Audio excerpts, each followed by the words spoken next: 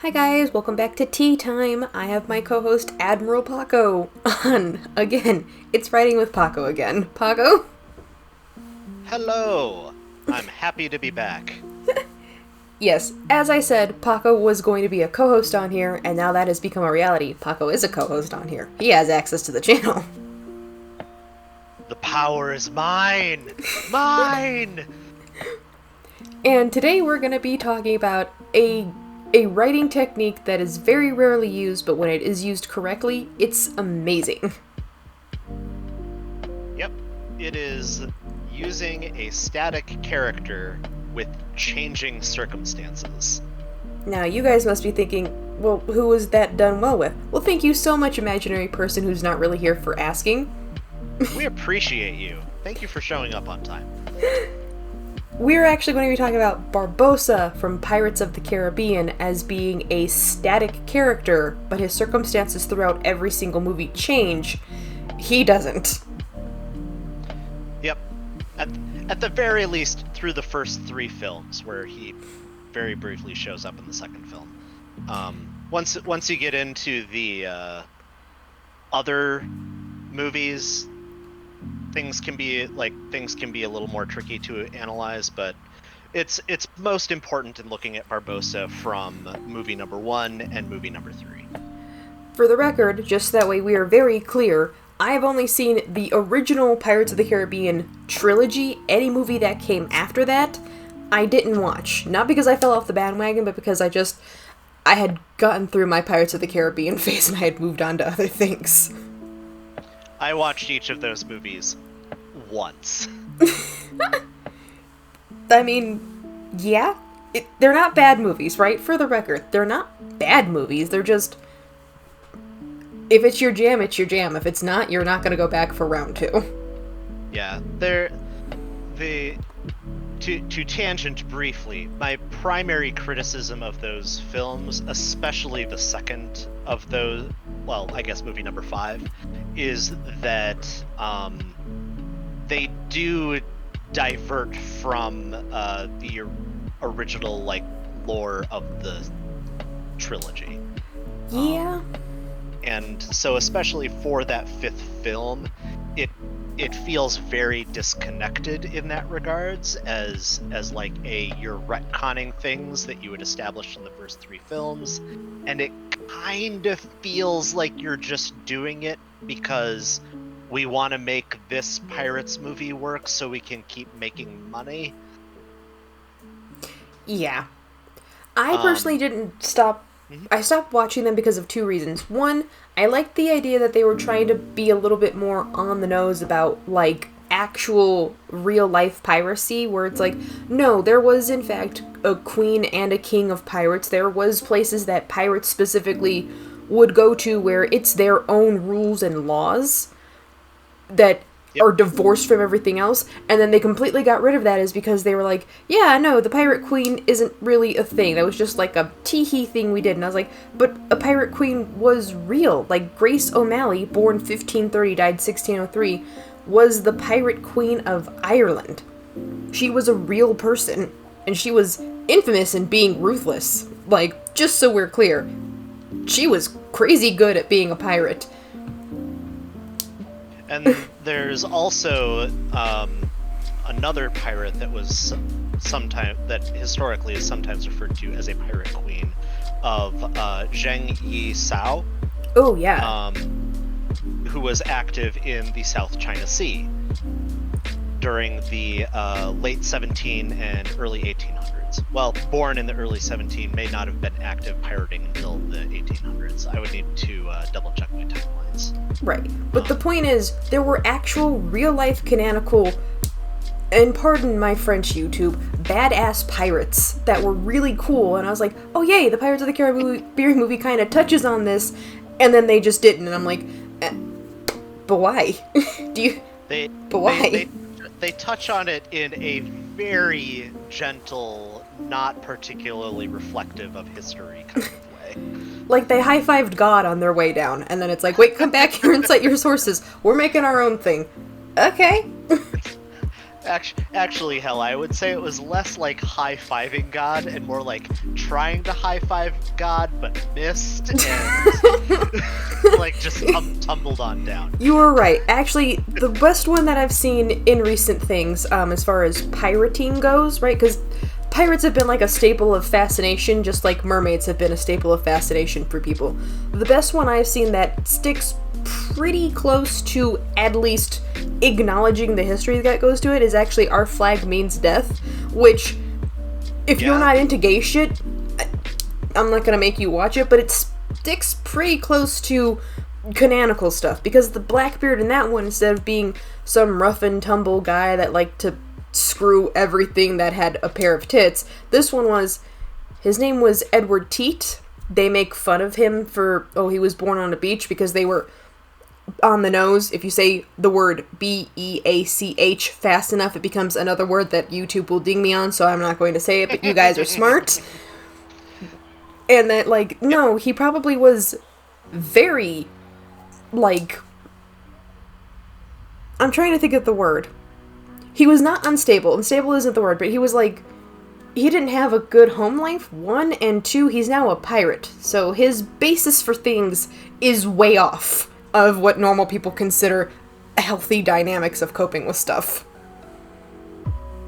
Well, and one of the things that is worth remembering when it comes to historical piracy, especially in the Atlantic Ocean, is that there were a lot of quote unquote pirates that were in fact like in the employ of other countries' navies, aka privateers, and that is a thing that Blackbeard engaged in from time to time. But the other thing about even privateers is that they were they effectively operated outside of the law as a broad generalization. Mm-hmm. And one of the elements of that operating outside of the law was that it attracted a certain group of people that not only like, hey, I want to operate outside of the law, but also I can't exist within the law. So pirates had a very eclectic group of people involved that very likely did include a lot of what we would call like queer relationships. Right. Because in a lot of Europe and America at the time, that was not a thing that you could do. That was super illegal. It could get you killed in trouble. Like, it was not looked on nicely. But on the high seas in a pirate crew, as long as you do your work, I don't care who crawls into bed with you. Yep. Yeah. There's a lot fewer rules, and there's a lot fewer like social stigma.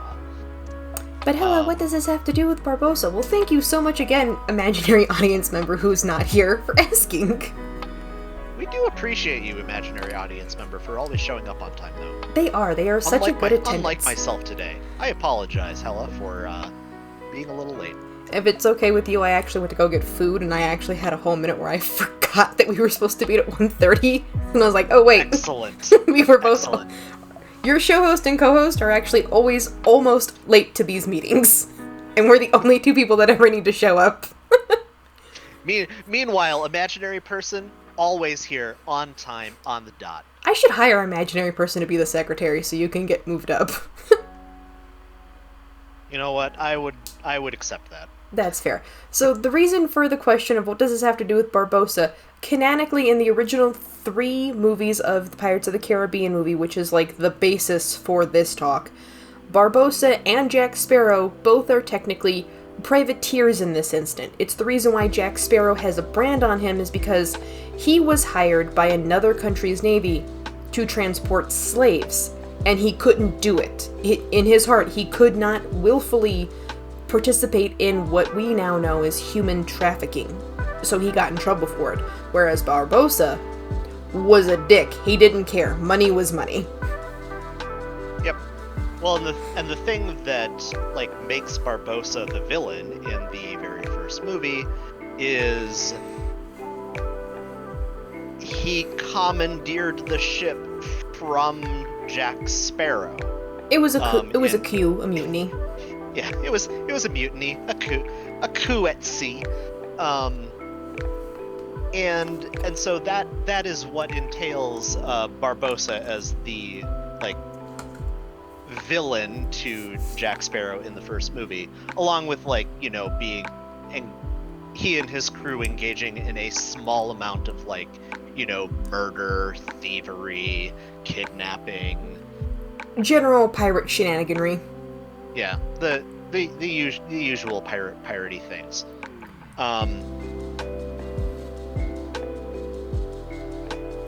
And also, he did the most cardinal sin, right? Of like, he stole cursed Aztec gold. That's literally like the linchpin in the first movie of, these men, Barbossa and his crew, are cursed to be the living dead because of the curse of the Aztec gold, because it's not yours. It belongs to the dead. That's why the Aztecs had it where they had it. You stole it, now you're in trouble. Legitimately, that is the whole premise of the first movie. Yep. And there is that lovely scene on the boat where Jack Sparrow has the, you know, I should be thanking you for mutinying me, otherwise I would have a share in this curse just like you do. Too bad he ends up taking a piece of the gold when they're fighting in the cave, so that way he can't get killed, because I'm already dead. What are you gonna do, stab me? Yeah. Oh, it's also the most amazing scene, though, yeah, when... Jack Sparrow using the cheat codes. Yeah, I'm just gonna cheat code my way through life. You are by far the worst pirate I've ever heard of. But you have heard of me. But you have heard of me. Yeah, also, it is very interesting, because in the first movie, Elizabeth Swann, played by Keira Knightley, who has not aged a day, her and Keanu Reeves must go to the same fountain of youth to go get water. Yep, agreed. When she's packing up into the moonlight and he tells her, ooh, you best start believing in ghost stories because you're in one.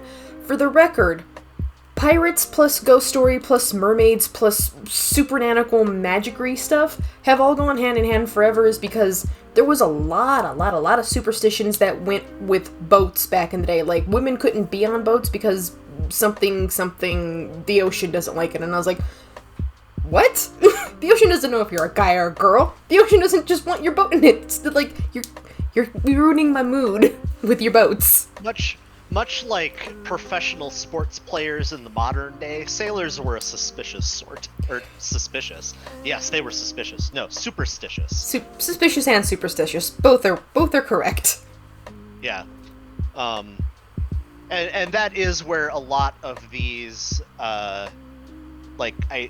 concepts of women do not go on boat comes from. It's not necessarily like universal across all places, across all times, but superstitions would tend to follow like certain crews or certain ships or certain ethnicities, groups, like in a similar way to in modern professional sports.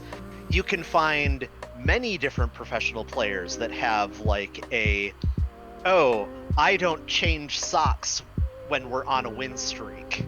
That isn't universal across all baseball players or all basketball players, etc. But it is a thing that you will see pop up over and over again.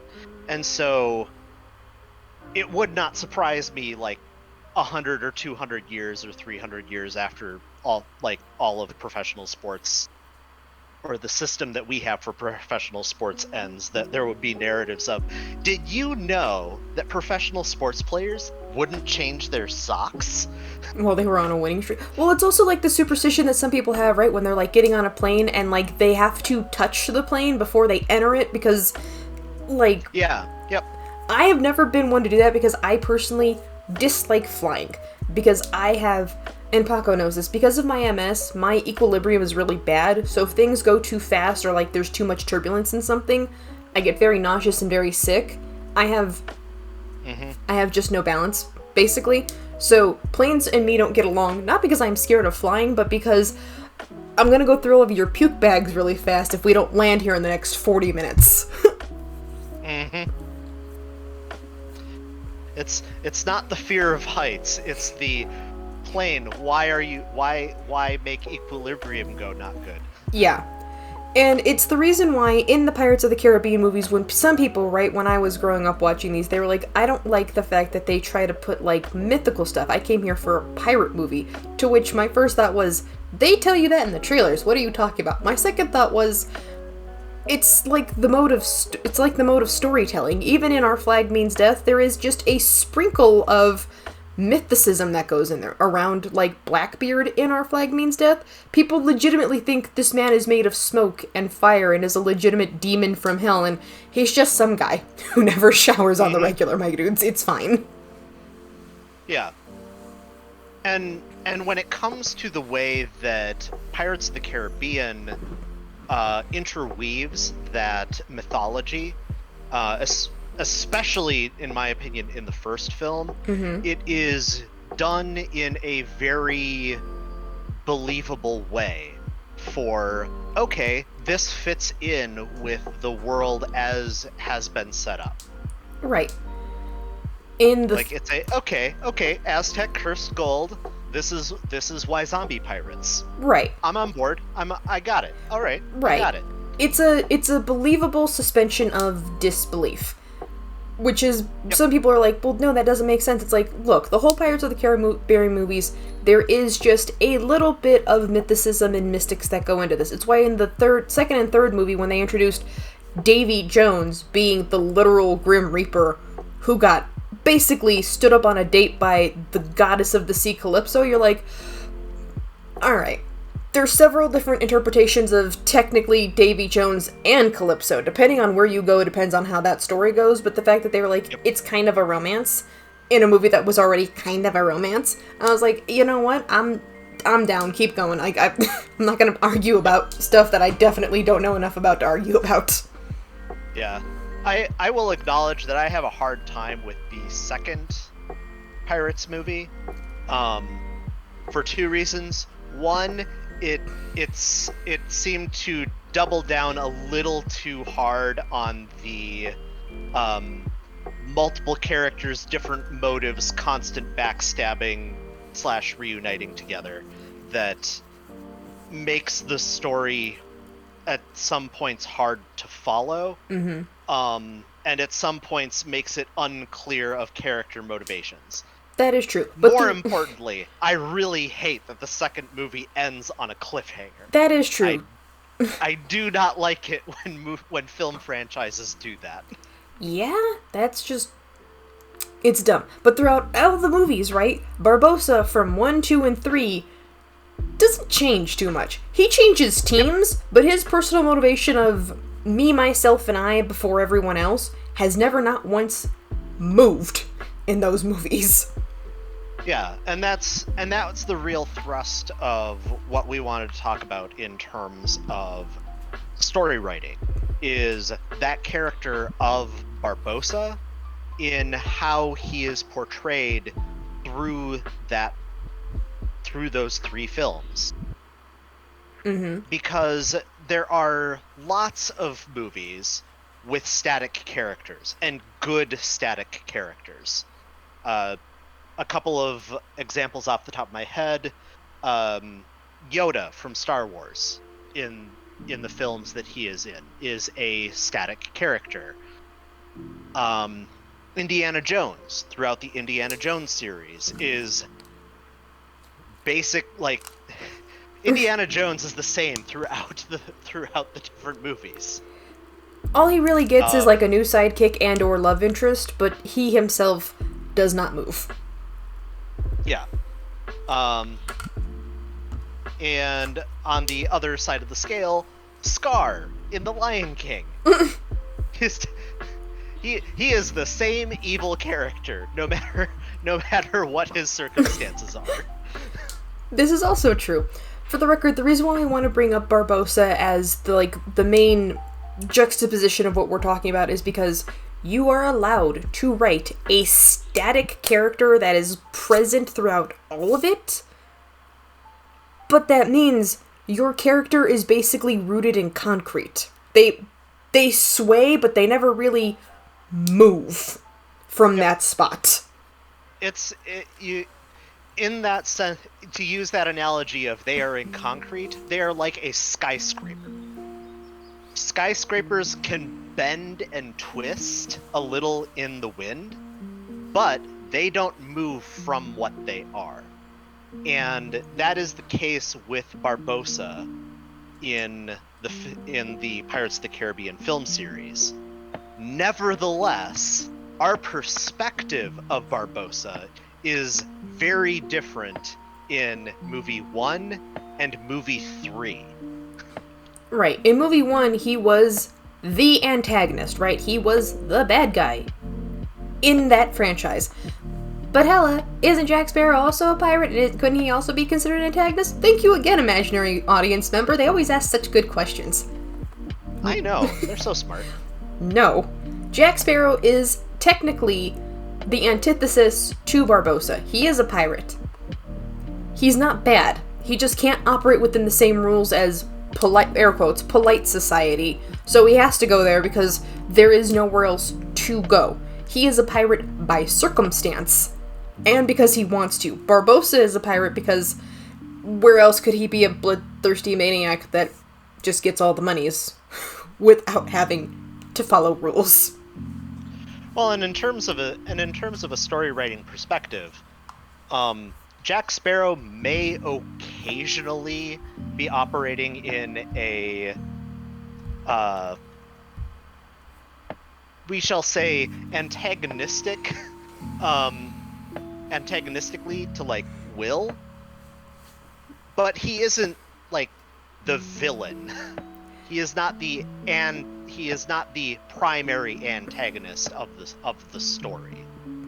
He's a shit starter, but he's not the actual bad guy. Yep.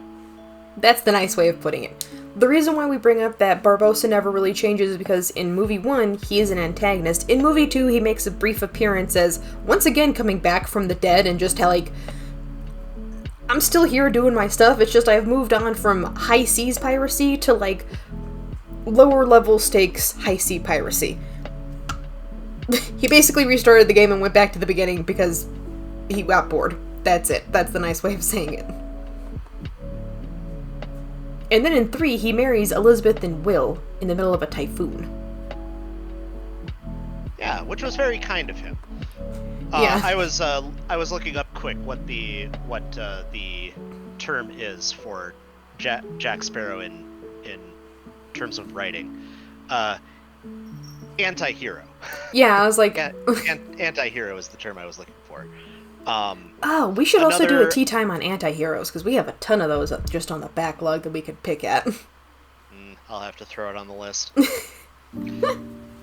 The other description from a writing perspective that can be used is as basically an iconic character, in that they are both hero and villain. Well, Jack Sparrow is iconic. Yes, Jack Sparrow as a character is iconic. And he also, in terms of his role in the film, can be on both teams, so to speak, when it comes to our main characters. Mm-hmm. Which is a similar thing with Barbossa, in that he is both on the on the villain side and on the hero side. But it seems I would argue that with Jack Sparrow, we see character growth through the films. Mm-hmm. Especially in the first film. Whereas with Barbossa is the same guy. Yeah. So it's just the circumstances around Barbossa have changed. So we, the audience, are seeing a character that is, you are the exact same character that you were in the first film, with maybe like one minor difference here or there. Mm-hmm. But we now are fond of you. But Admiral Paco, why would we be fond of Barbossa if he's the same character? Thank you again, random audience member that's imaginary. Thank you for asking that question. The answer is that because of how the narrative is presented to us, we now see Barbossa in as being on the quote-unquote good team. Now, there certainly are plenty of people, myself included, that did like the character of Barbossa in the very first film, but that was because he was a good character. He was a very interesting and compelling character. It wasn't out of like, oh, this is a good person, or like, yes, I love rooting for the villain in the story. You're allowed to like bad guys if they're well written. You can even like bad guys if they're terribly written. Sometimes the answer is, you fill the niche in my monkey brain that makes me go, I like you. Exactly. But that is a different thing from when we are encountering Barbossa in the third film, where we have Barbossa is on our team now.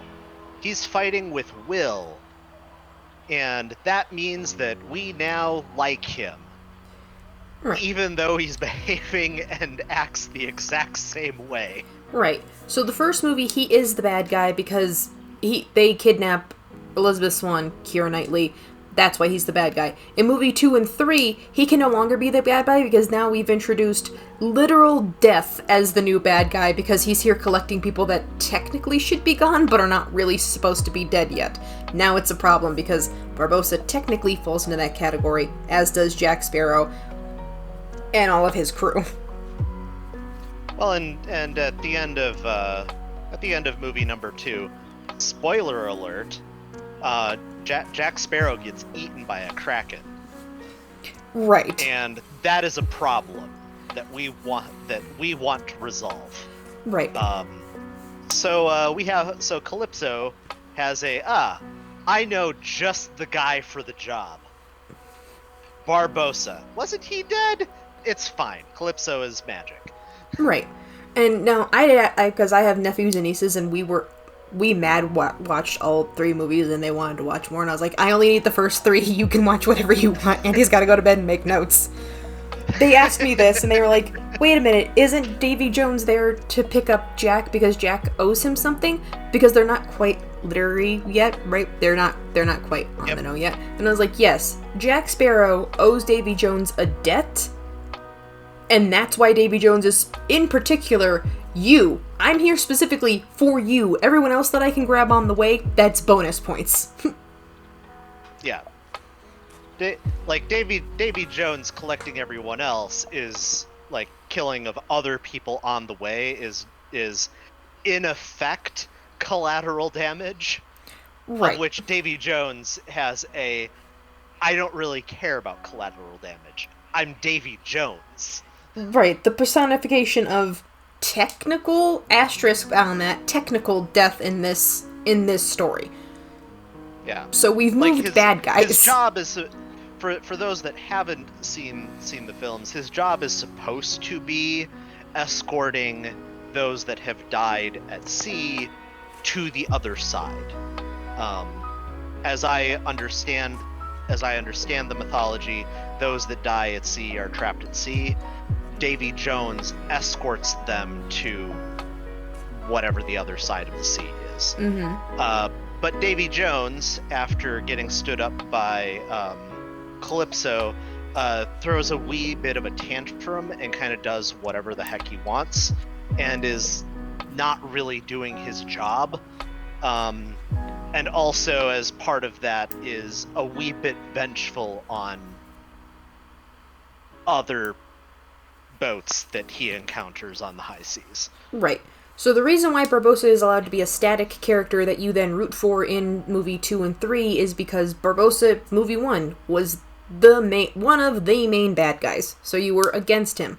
In 2 and 3, with the introduction of literal water death, the goalpost has moved, so Barbossa doesn't move from his spot, but the goalpost has. So therefore, you're still here. Now we like you because the actual bad guy showed up and he's kind of terrifying. Well, and it's that whole, well, you're fighting on our side now, so I guess you're okay. You haven't actually changed, but you're on our team, so it's fine. That is true. A thing that often happens in history as well. Yeah, I kind of feel like... But Admiral Paco, what are you talking about with that? Well, gee, thank you, second imaginary person. I love that we got two of them now. It's always nice. I know. An excellent example of this is the way that the back half of World War II played out, where the United States and the UK went, hey, USSR, you are totally fine these days, thanks to that whole thing with Germany. And was the USSR behaving any differently than they were before the German nation attacked? Not really. But circumstances had changed. So suddenly, it was A-okay to fight with good old Uncle Joe Stalin. I think we should do a tea time on just, like, the history of World War II and explain to people that, my guys, Hitler didn't just wake up one day, roll out of bed, eat a bowl of Cheerios, and decide, you know, it sounds like a good idea. Being a total asshole for no reason. Oh boy, that would be a heck of a tea time. Hey, you get to stretch your history chops, though, and I get to ask very obvious I don't know anything questions. I guess we can throw that on the docket.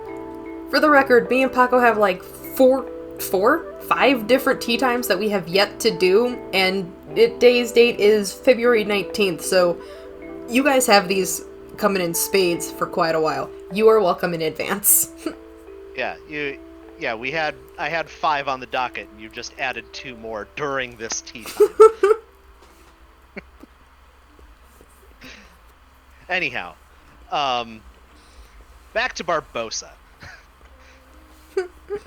So the from a writing standpoint, it tends to be very difficult to write static characters where we, the audience, change our perceptions and feelings about the character.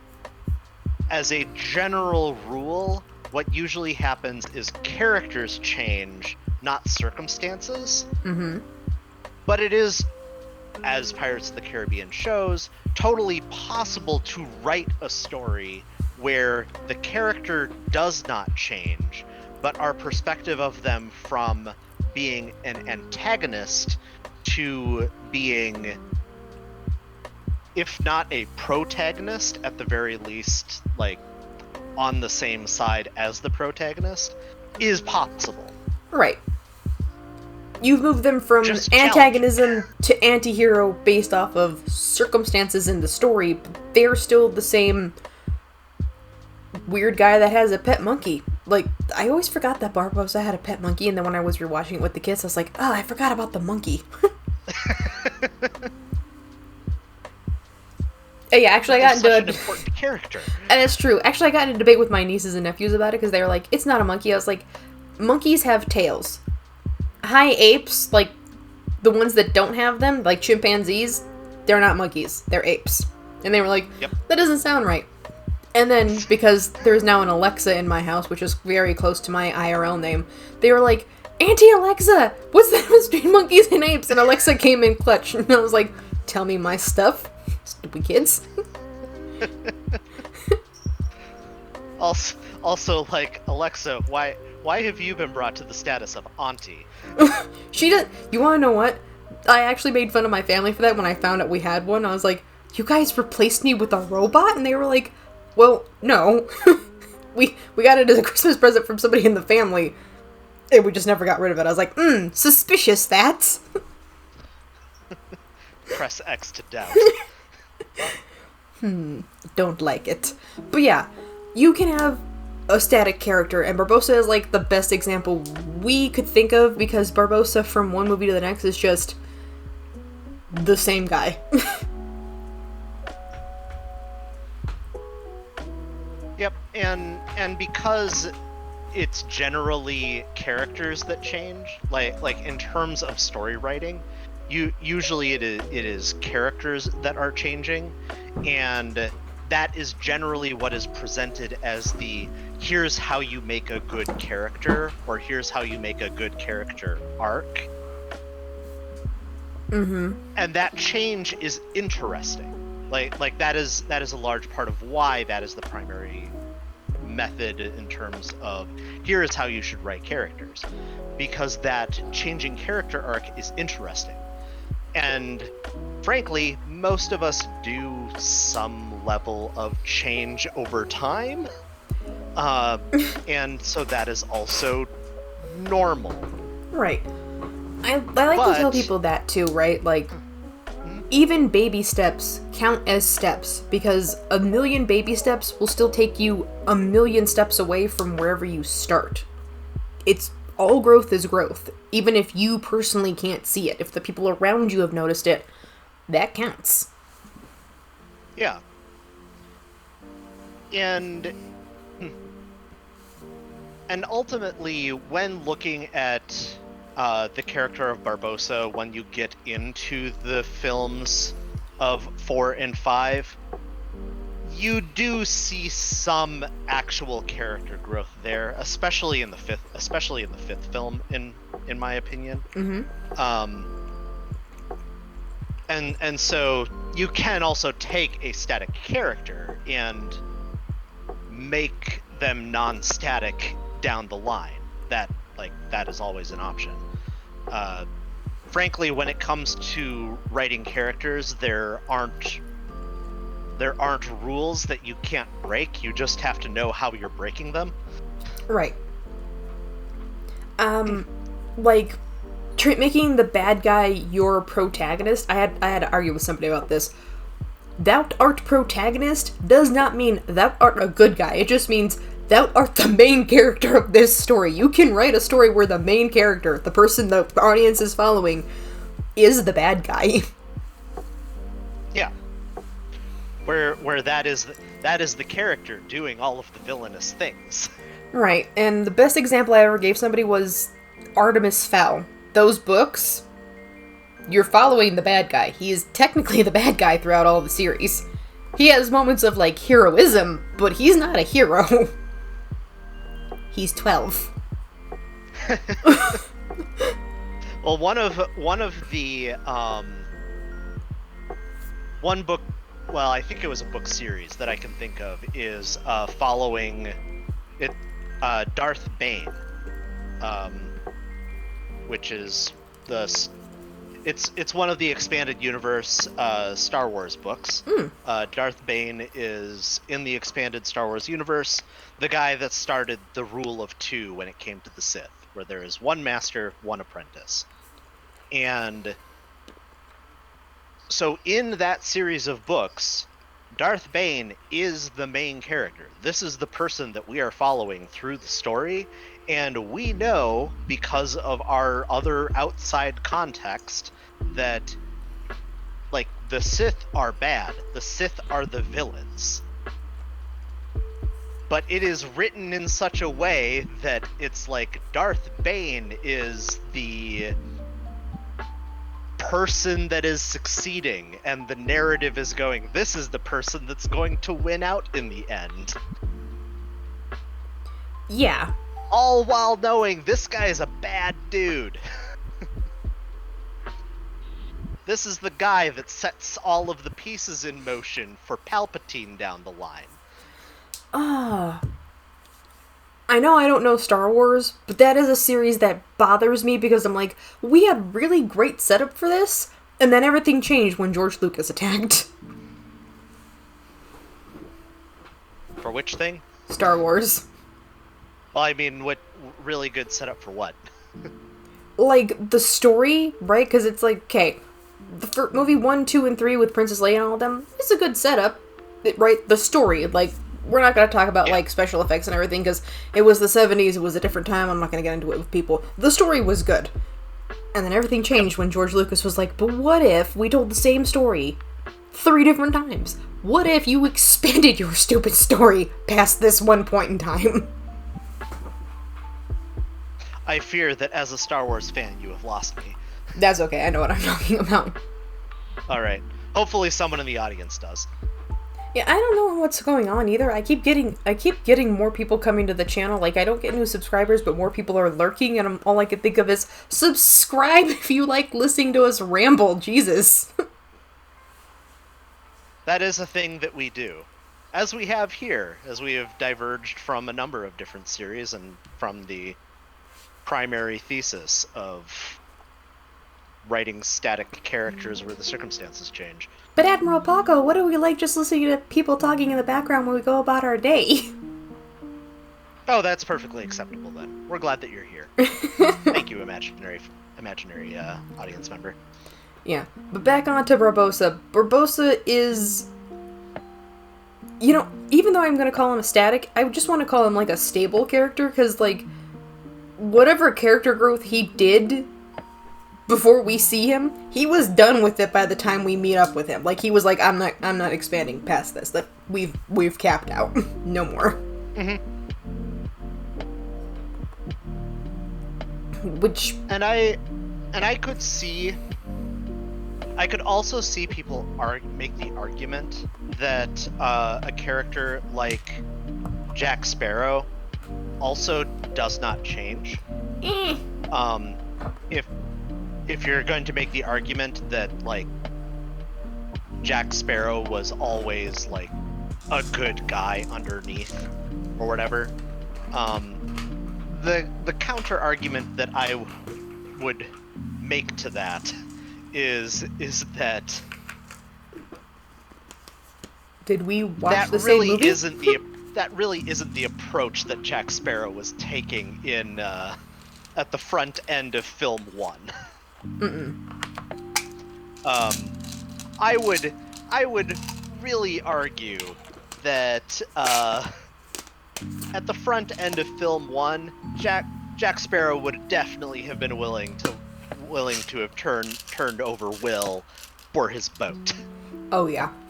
It is through the interactions that those two had with each other over the course of that film that Jack Sparrow both justified the to himself I can't do the stab in the back on Will, and then also formulated a idea of how I can get my boat back and make sure that Will doesn't die. Right. Because if there's one thing that it seems that if there's one thing that they write the character of Jack Sparrow for, man, is he really good at improvisation. Yeah. He is a piss poor liar, but he is really good at improv, like thinking on his feet.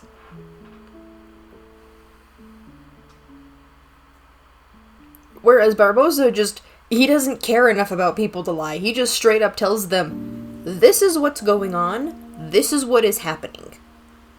That's it. That's the end of that conversation. It is actually one of the impressive things about the character of Barbossa, in that, yeah, he doesn't really lie ever. Omits things, sure, but he's generally pretty straightforward about stuff. Actually, you know what? I had a discussion with my editor, my friend, and we were talking about what's the difference between omitting and lying, and I was like, omitting means you did not ask me the question to get that answer, right? Like in video games, you gotta click the right, like, talk path to get certain answers, or else you're not gonna get them, they're just gonna give you it. Lying is, you asked me the correct question to get that answer, and I refused to give it to you. Yeah. And there can, and where the lying by omission can come into play, that is a very specific scenario where either you are telling me a thing, or I have specifically asked a question, and you have answered the question to the letter of the law, so to speak, but you have not provided the information that you actually had that the question was really getting down to. Example of this, my sister-in-law asked my nephew, "Did you brush your teeth before he went to bed?" He said yes. About 20 minutes later, she came to find me. She goes, "I just took his toothbrush. It is dry as a bone." And I looked at her, I was like, technically speaking, you did not ask him, "Did you brush your teeth tonight?" You asked him, "Did he brush his teeth?" indicating, "Have you ever done it?" Which he obviously must have, because he answered you yes, but you didn't ask him, "Did he brush them tonight?" So, he technically didn't lie to you. And she was like, "That's not the point." I was like, well, that's how little kids think. You didn't ask me specifically. You asked me an in general question, so I answered generally. Lying by omission. Yep. That is actually a good example of that question. This is also why you never accept any deals with fairies. Or a deal with anything. Like, I am a genie of the lamp. I can grant you 3 wishes. Hold up, wait a minute. What? I need the fine print on this. Here's the fine print. Okay, these are not wishes, these are scenarios in which these wishes happen, because wishes always backfire in these stories. Proceeds to give very long laundry list. "Look, lady, just make your wish." No. I gotta confer with my council. We can't just start making wishes willy-nilly. But yeah, like, Barbossa doesn't even lie by omission. He just tells people, "I have no idea. Why would I know that?" Yep. One of my favorite examples of he's not technically lying here is at the very front end of the third movie, when they engage with in a bit of a parlay in Singapore? Is that where the pirate resides? Yeah, where the Pirate Council comes into play. They're talking to one of the people to ask for a ship to go get Jack Sparrow. Yeah. And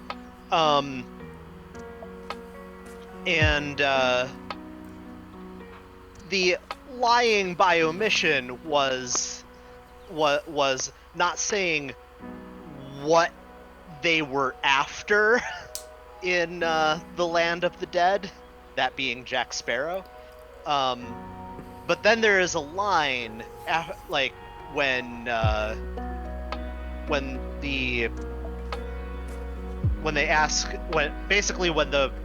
Chinese pirate calls for weapons, and I really wish I could remember his name. I apologize to the viewers that I can't think of his name right now. But he calls for weapons, and Barbossa and Elizabeth are unarmed. Oh, that's right. And Barbossa says, "Our intentions are strictly honorable." Then something explodes behind them.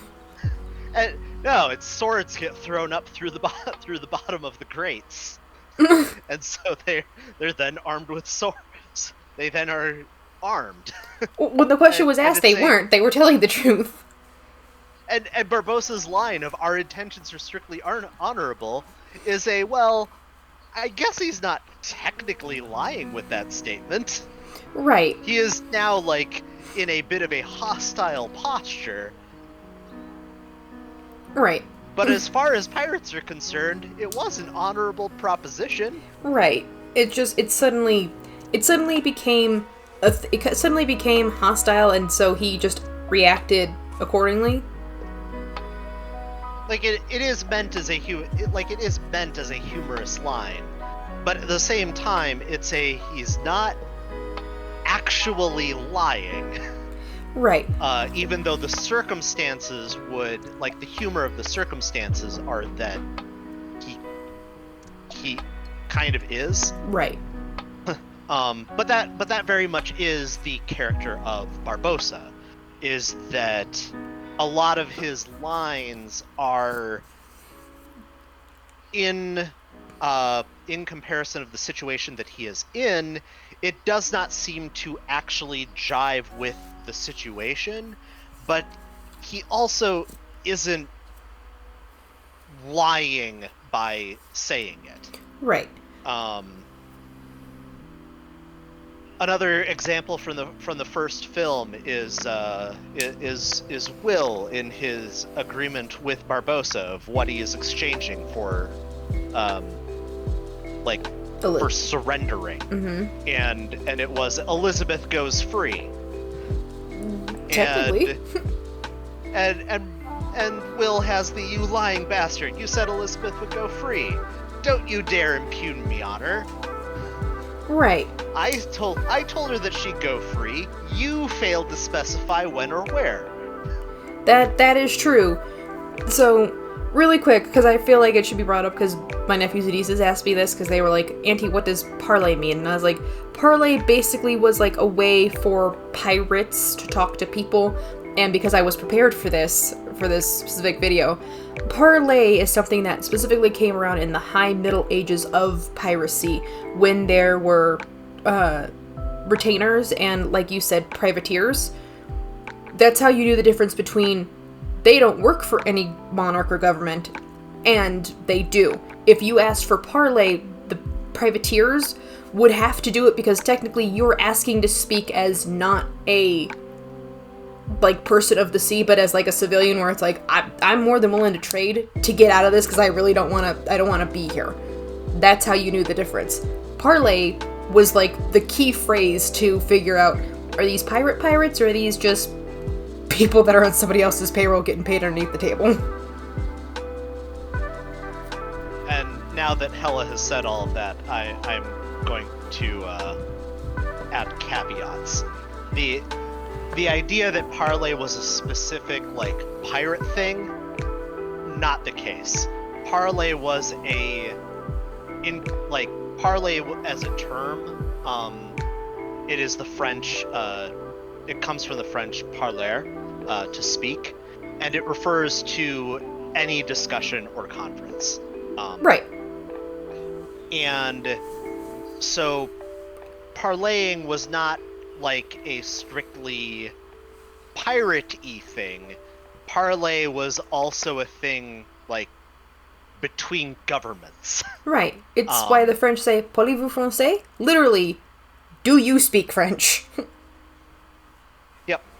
But the way that it's used within Pirates of the Caribbean,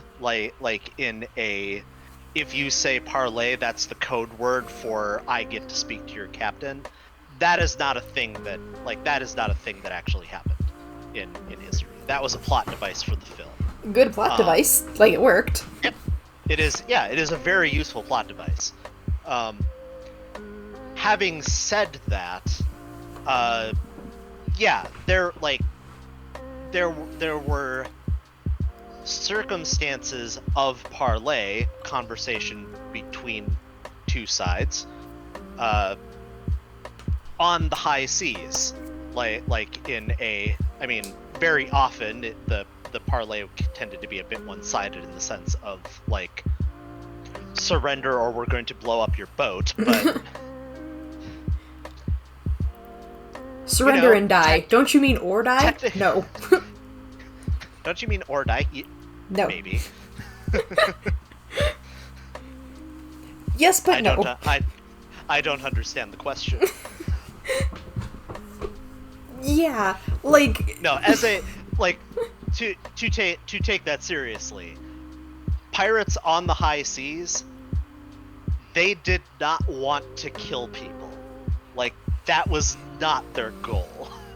Rob them, sure, but murder seems excessive. Yeah. The ideal scenario for a pirate crew was that the ship they were attacking would surrender immediately and turn over all of their goods. And if they were any kind of competent pirates, they would not harm anyone on the other boat.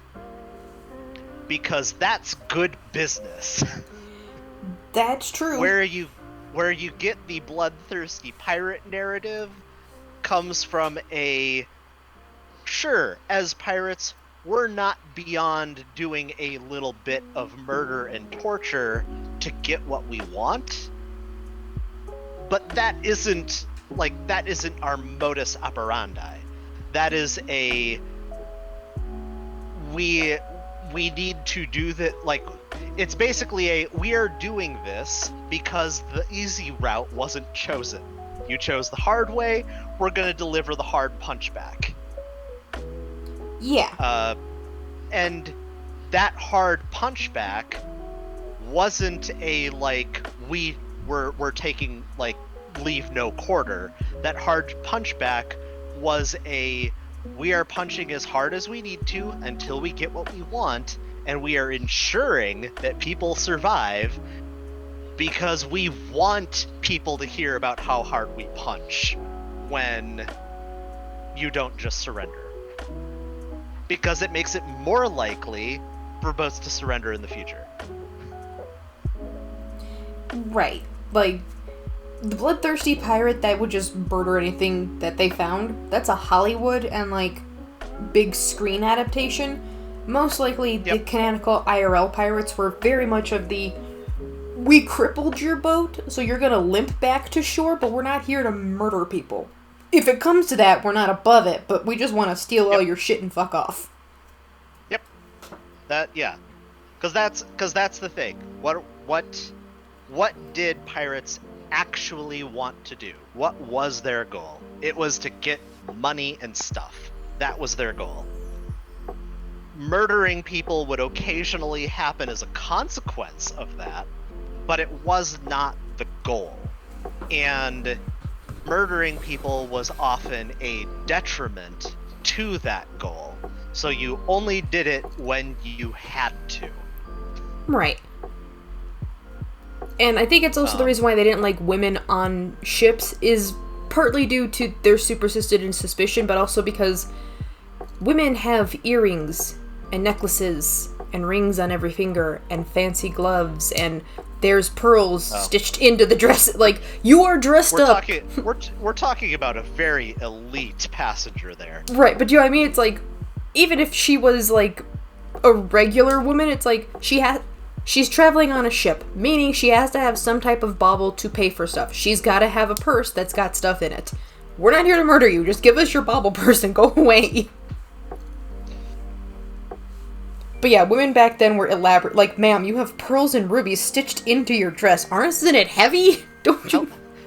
Hella, we are talking about the elite of the elite. Gonna sit there and tell me it didn't happen? What? You gonna sit there and tell me... You are asking the historian? Hella, why do you doubt your co-host? I'm not doubting him, but if you got some background notes, give me the background notes, random audience member that's showing up. When it came to aristocracy, especially aristocratic women, there were not very many of them crossing into the New World. Aristocratic women stayed in Europe, where all of the other aristocratic benefits were. The point of coming to the New World was one of, we're just hanging out for a brief period of time because so-and-so needs to be a governor here. That's the deal with Elizabeth Swann in the Pirates of the Caribbean movie. Why is she even in the New World? Because her dad is the governor there. Her dad is an aristocratic official that is there for the sake of governing said outpost. They didn't have aristocrats were not visiting the New World on summer vacation. You're right. See, this is why I always... Elliot, you make it seem like you ask stupid questions on purpose. Yes, that is correct, random audience member that's imaginary. Thank you so much for noticing. Hella, asking the stupid questions so you don't have to. That is legitimate true. Puggo is the co-host who has more background on this than I do, so I have to be the audience surrogate for you guys and ask dumb questions, even if I think I might know an answer. Well, and it's totally nothing to be ashamed of to have this is my preconceived notion of how the past works, because this is like the narrative that I have seen in all of the places. And oh my god. like the reality is that a lot of like while a lot of that narrative may have a kernel of truth somewhere, like did aristocratic women have jewels and things woven into their dresses? Yeah, that was a thing that existed. But it was a far thing from a norm to be on a boat dressed like that. And see, now all I can think of is my friend Todd and his 300,000 word alternate history that I had to read through, that I had made you suffer through, like, the Spark Notes for.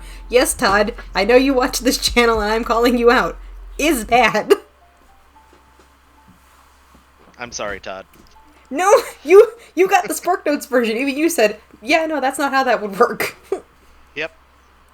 I'm like, I am saying I'm sorry, Todd. Yeah, that is not how history works. Not even alternate history. Yeah.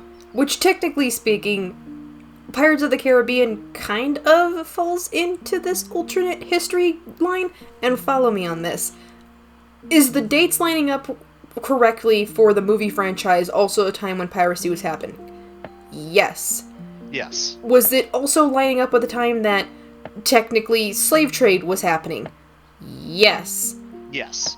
Was it lining up with the fact that they're able to get to these places extraordinarily fast on these boats? It seems like they're there on the boat, like, maybe in universe, like, a week, and then they're there. Is that really a thing? No. Those ships moved slow as all hell. They were gonna be on there a while to get to one continent to another.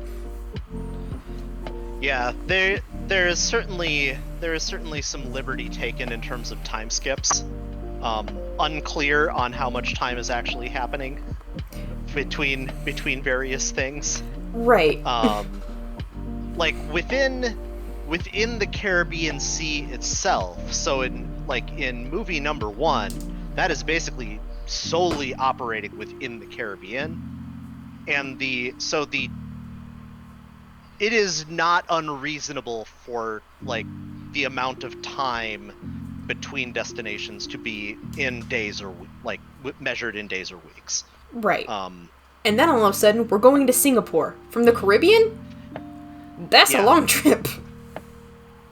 Well, and like where we last left off in the second Pirates movie, it seemed like we were somewhere in South America. Yeah, we suddenly... Unclear exactly where Calypso is located, but it certainly seemed very rainforesty. Yeah, like rainforest swamp area. Which, for the record, there are swamps in the rainforest. Somebody tried to tell me, no, it's all just humid ground. There's swamps in the Amazon. Oh yeah. Swamp is where water collect. It's a big hole in the ground. Ground is squishy. Oh, actually, I got in an argument with somebody about that when they're like, well, swamps aren't that deep. I'm like, oh, you fool. Swamps can be very deep. Even Louisiana swamps can be incredibly deep. It's just a matter of how the water messes with your perception. Because I could see the bottom, that's great. That does not mean it is a shallow pool of water. Yeah. I mean, realistically, with most swamps in Louisiana, you're lucky to be able to see anything in the water. But, yeah, like swampy areas can be. Yes, I am walking on this squishy surface that is over the water 1 second, and I am fully underwater the next. Right. Which, again, for the Pirates of the Caribbean movies, specifically making it to where it's like, it's all in water, it's not bad. It's just, we are playing fast and loose in movie 2 and 3 with this fast travel stuff. We're not in Skyrim. I can't just be there once and I can suddenly get there again. Yeah. That is a thing about the second and third movies, that because it turns into a more global world, so to speak, in terms of going from A to B to C to D to E, they're playing awfully fast and loosey-goosey with the amount of time that is passing. But hell, can't you get away with that in writing books? Thank you, imaginary audience member. Yes, you, the author, can make up anything you want to explain away your fast travel stuff, but when it is in a movie medium, it's very noticeable. Well, and it's important to give some kind of visual cues or explanation to the audience in terms of how much time is passing. One excellent example for me is Star Wars: The Empire Strikes Back, because of the amount of time that Luke Skywalker was training on Dagobah. Because we only get a handful of scenes. And you can easily get the impression or make the argument that, oh, so this was like, what, a couple of days? Maybe a couple of weeks?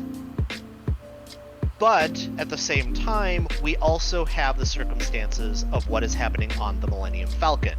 And in fixing the Millennium Falcon in the asteroid field and traveling to Cloud City on Bespin. And especially for that traveling to Cloud City point, we know that the Millennium Falcon does not have a hyperdrive, so it can only travel at sublight speeds. And in the decision to travel to Bespin, we get a piece of dialogue that talks about how it's really far away, but we should be able to reach it.